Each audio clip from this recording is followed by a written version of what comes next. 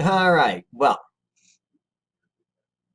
um, let's continue this lecture on with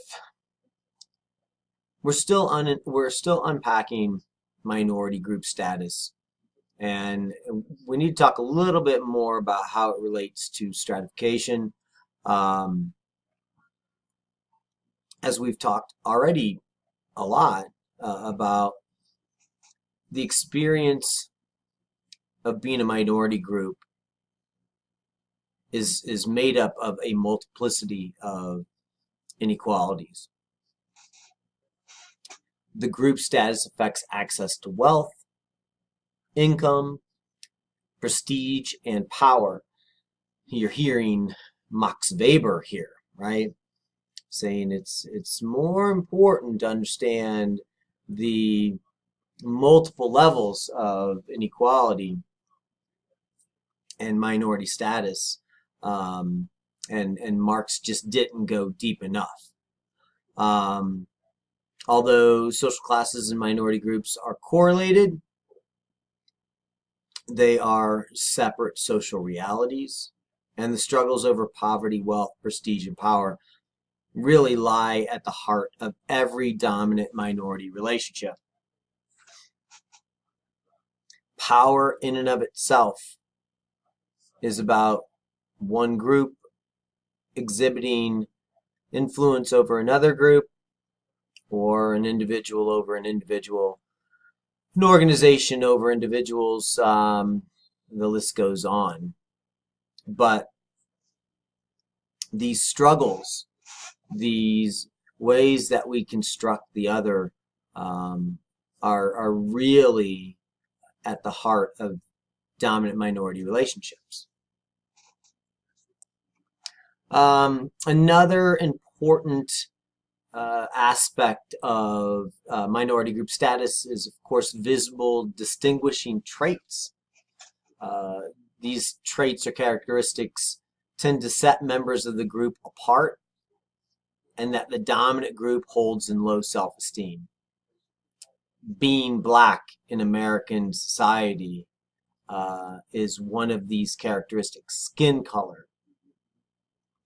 Racial minority groups differentiate by physical characteristics. Ethnic minority groups differentiate by cultural characteristics. And of course, these characteristics can overlap.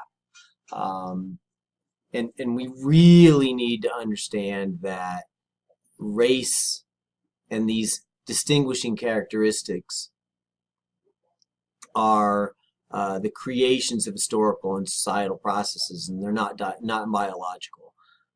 Race is not a biologically defendable characteristic. We've seen modern science, especially through genetics.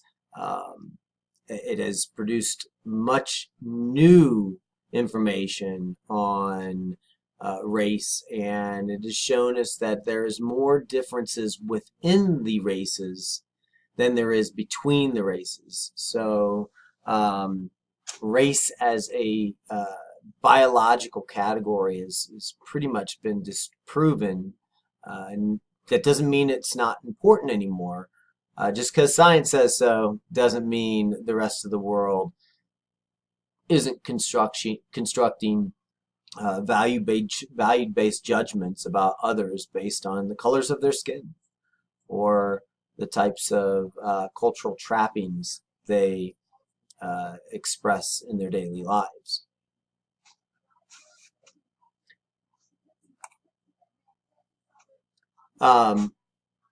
Race, we've already talked a little bit about, and it's important to remember that even though race is not regarded as an important biological characteristic, it is still an important social concept. It continues to be seen as a significant way of differentiating among people. It's important to cultivate accurate understandings about race to decrease misunderstanding and human tragedies. We really need to understand the uselessness of the concept of race as a scientifically defendable construct. We have already proven that it is nothing but a social construct, and if we are going to make headway in redefining a dominant minority relationship within the United States society in a more equitable fashion that represents the increasing diversity in the United States, then we're really going to need to unpack what race is, where race came from, and why it should not be a useful concept for us as we move forward into the 21st century.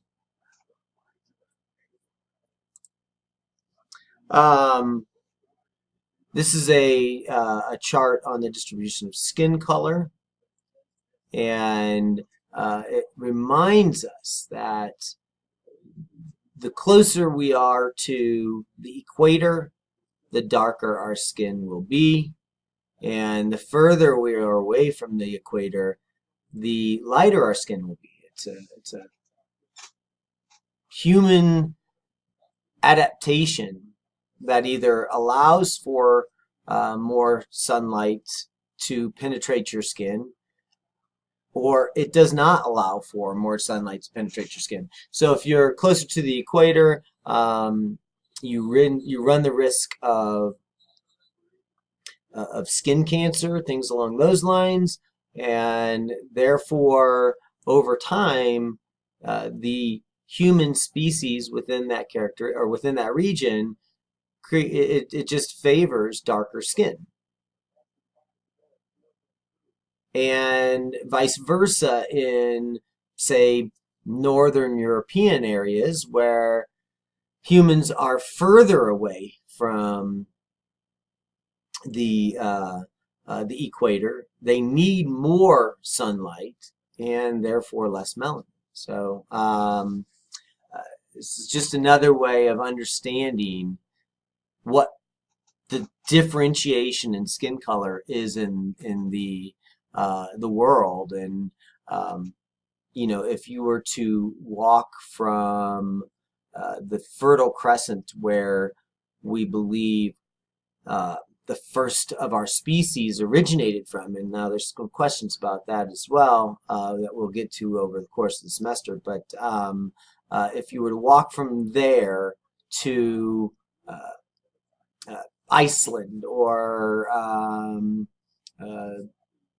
Finland or an extremely North European society, there would be no clear place where skin color changes. It would happen very slowly and within shades, and then all of a sudden you would go from a darker skin, you know, and in the end you would be in a region that favored lighter skin.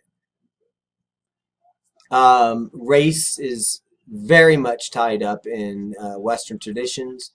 The U.S. concept of race has its origins in Western Europe.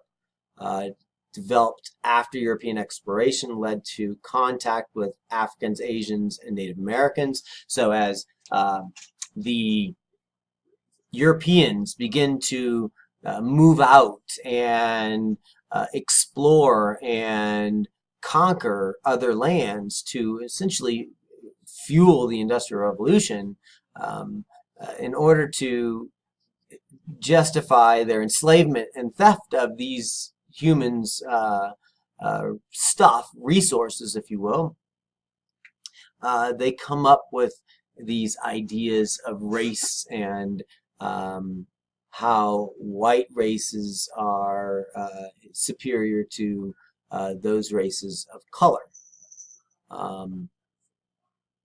These Europeans, of course, conquered, colonized, and sometimes destroyed those people they came into contact with. And as we continue this conversation in race, we will see that this brutality was severe. It's probably going to be the thing that surprises you the most in this class, is how brutal white European, Northern European people were to others that they came into contact with, and how brutally they subjugated those people and then constructed these systems of inequality and discrimination that have lasted for a long time. This was, of course, facilitated and contributed to their linking of differences between what would come to be seen as the races, with this notion of inferiority and superiority. The way we construct the other, once again, is directly in relationship to our choice of dominant minority relations in our society or any given society.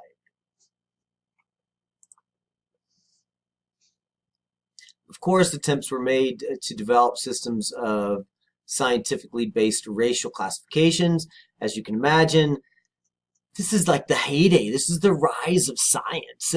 Science is engaging with all kinds of social stuff, and they want to change the world. They want to bring science to explain things. And unfortunately, science got caught up in the times, and in its early years, it was used to justify these social constructions of race and inequality, and where science was supposed to be objective, it allowed its subjectivities to define the questions that it was asking about race, and then to color the conclusions. Recent scientific developments, on the other hand, show that genetic variation within the traditional racial groups is greater than the variation between those groups. I talked about this earlier. What this means is that the traditional American perception of race, based primarily on skin color, has no scientific validity. And where science was being used historically to actually make the statements and embed the ideas of institutional racism and institutional discrimination, now all of a sudden science is, as science does, it's refining itself, and it's re-asking the questions and coming up with a different set of conclusions, and it's bringing more diverse opinions to the scientific table to talk about previous conclusions and now what science is producing about our new findings about race. This, of course, brings us to one of the most important concepts in sociology, the social construction of, in this case, it's the social construction of race. For sociologists, race is a social construction, and its meaning has been created and sustained not by science, but by historical, social, economic, and political processes. The importance that race was socially constructed as a result of a particular historical conflict, and it remains important not just because of objective realities, but because of the widespread shared social perceptions that are important. There's two things that pop out here. First, if you want to understand what the social construction of race is, or the social construction of gender is, or the social construction of ethnicity, really what you need to understand is that we made it up. That we can unmake it, but we made it up. There's no scientific justification for it. This is all based on societies reproducing the ideas that have come before it. And the other is that we can unmake it. We can know better. We can move past our social hang-ups and distrusts and begin to reach out to the other in order for us to understand ourselves and to understand those that are different from us.